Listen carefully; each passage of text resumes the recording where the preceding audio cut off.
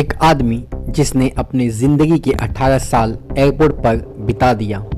Paris का वो airport इस इंसान का घर बन गया। ऐसा क्यों हुआ?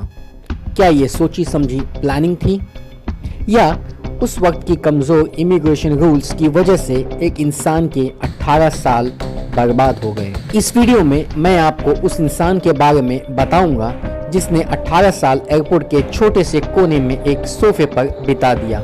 हेलो दोस्तों, मैं हूं तरन मिस्ट और स्वागत है आप सबका एक और इंटरेस्टिंग एपिसोड में।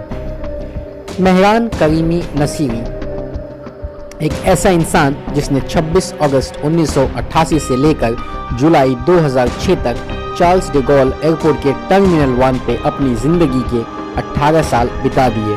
एयरपोर्ट के एक छोटे से कोने में एक काउच पर ये सोते थे और एक रेड टेबल पर बैठकर अपनी किताब लिखते थे। खाने के लिए खाना मैकडॉनल्ड्स वाले या एयरपोर्ट के एम्प्लॉयज दे देते थे और नहाने के लिए ये एयरपोर्ट के वॉशरूम्स यूज कर लेते थे। आइए अब हम जानते हैं मेहरान करीमी नसीरी का नाम सर एल्फ्रेड कैसे पड़ा और इनकी जीवनी के बारे में। सर एल्फ्रेड के पिता एक डॉक्टर थे और इनकी माँ एक स्कॉटिश नर्स थी। सर एल्फ्रेड ने 1973 में यूनाइटेड किंगडम में यूनिवर्सिटी ऑफ ब्रैडफोर्ड में 3 इयर्स की ग्रेजुएशन कोर्स में एडमिशन लिया था। इसी दौरान ईरान के शाह के खिलाफ यूनाइटेड किंगडम में हर दिन जुलूस निकलते थे। ऐसे ही एक जुलूस में सर एल्फ्रेड ने भाग लिया था। जब वो 1977 में ईरान वापस गए तब उन्हें ईरान से बेदखल कर दिया गया। क्योंकि यूके में रहते उन्होंने ईरान के शाह के खिलाफ जुलूस में भाग लिया था, जो कि उस वक्त दंडनीय अपराध था। इसी वजह से इन्होंने अपना ईरानियन नाम त्याग दिया और सर एल्फ्रेड रख लिया, क्योंकि इन्हें ईरान और ईरान के शासक से बहुत नफरत हो गई थी। फिर यूनाइटेड नेशंस ने सर एल्फ्रेड को रिफ्यूजी स्टेटस दे दिया और डॉक्यूमेंट्स भी बनाकर दे दिया, जिससे कि अब सर एल्फ्रेड कई यूरोपियन कंट्रीज में पनाह ले सकते थे। लेकिन कई एक्सपर्ट्स ने अपने इन्वेस्टिगेशन में ये पाया कि ईरान ने कभी भी सर एल्फ्रेड को देश से नहीं निकाला था। ये केवल सर एल्फ्रेड की बनाई हुई बात थी। क्योंकि इनकी मां ब्रिटिश थी, सर एल्फ्रेड ने 1986 में यूनाइटेड किंगडम में बसने का फैसला किया। लेकिन ट्रैवलिंग और डॉक्यूमेंट्स के अरेंजमेंट्स में 2 साल लग गए और जब फाइनली 1988 में वे लंदन एयरपोर्ट पर पहुंचे तब इनके पास एक भी डॉक्यूमेंट नहीं था। सर एल्फ्रेड ने सूटकेस जिसमें डॉक्यूमेंट्स था चोरी हो जाने के बारे में बताया। अब लंदन एयरपोर्ट अथॉरिटीज बिना किसी डॉक्यूमेंट्स के सर एल्फ्रेड को यूनाइटेड किंगडम में एंट्री नहीं दे सकता था। इसीलिए इन्हें वापस चार्ल्स डे गॉल एयरपोर्ट, जो कि पेरिस में है, भेज दिया गया। जब sir Alfred Charles de Gaulle airport पहुंचे तब Charles de Gaulle airport authorities ने भी इन्हें फ्रांस में एंट्री नहीं दी। फिर फ्रेंच ह्यूमन राइट्स वालों ने सर एल्फ्रेड की तरफ से कोर्ट में केस फाइल किया।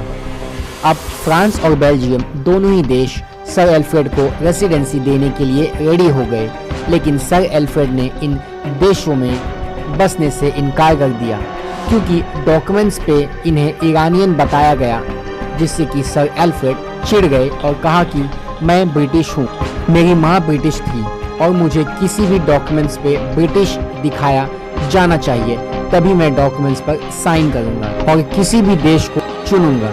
लेकिन ऐसा मुमकिन नहीं था क्योंकि ब्रिटिश नागरिक होने का कोई भी सबूत सर एल्फ्रेड के पास नहीं था और केवल ईरानियन होने के कुछ डॉक्यूमेंट्स के आधार पर उन्हें ईरानियन ही कहा जाता था। इस तरह ये एयरपोर्ट के अंदर ही फंस गए और वेट करने लगे कि कब ये मामला सुलझेगा और मैं कहीं बस पाऊंगा, और उसी एयरपोर्ट के अंदर एक छोटे से कोने में अपना डेरा डाल दिया। लेकिन सर एल्फ्रेड को ये पता नहीं था कि ये मामला कभी भी नहीं सुलझेगा और इन्हें 18 साल अपनी जिंदगी के इसी एयरपोर्ट पर बिताने होंगे। कई सालों बाद लोगों ने सर एल्फ्रेड से मिलना शुरू किया और इन्हें एक सेलिब्रिटी स्टेटस मिल गया। अब रोजाना कोई ना कोई चार्ल्स डे गॉल एयरपोर्ट पर सर एल्फ्रेड से मिलने पहुंच जाता। कई लोगों ने सर एल्फ्रेड को अपने साथ अपने घर ले जाने की गुजारिश की, लेकिन सर एल्फ्रेड ने साफ मना कर दिया। 2003 में स्टीवन स्पीलबर्ग, जो कि हॉलीवुड के बहुत फेमस डायरेक्टर हैं, इन्होंने सर एल्फ्रेड को $2.5 लाख दिया ताकि वो सर एल्फ्रेड की स्टोरी अपने हॉलीवुड फिल्म में यूज कर सके, और तब जाके द टर्मिनल मूवी बनी। इस मूवी में टॉम हैंक्स ने मुख्य भूमिका निभाई थी। 2004 में सर एल्फ्रेड की किताब द टर्मिनल मैन पब्लिश की गई। तबीयत खराब होने की वजह से 18 साल बाद 2007 में सर एल्फ्रेड को चार्ल्स डी गॉल एयरपोर्ट छोड़ना पड़ा। कुछ महीनों तक वो नज़दीकी अस्पताल में थे, फिर उन्हें रेड क्रॉस सोसाइटी के हवाले कर दिया गया, जहां उनका ख्याल रखा गया। 2008 के बाद से इनका कोई पता नहीं चला, ये कहां चले गए या इनकी मृत्यु हो गई। अब सच्चाई क्या थी? क्या सर एल्फ्रेड जानबूझकर एयरपोर्ट पर बस गए? क्योंकि डॉक्यूमेंट्स चोरी नहीं हुए थे। सर एल्फ्रेड ने डॉक्यूमेंट्स को बेल्जियम भेजा था यूनाइटेड किंगडम जाने से पहले, या जैसे सर एल्फ्रेड ने बताया था वैसा कभी हुआ ही नहीं था। ये तो सिर्फ सर एल्फ्रेड या भगवान ही बता सकते हैं। तो दोस्तों, आप क्या सोचते हैं सर एल्फ्रेड की कहानी के बारे में? कमेंट्स में मुझे बताना। मैं मिलता हूँ आपसे अगले एपिसोड में, तब तक के लिए धन्यवाद।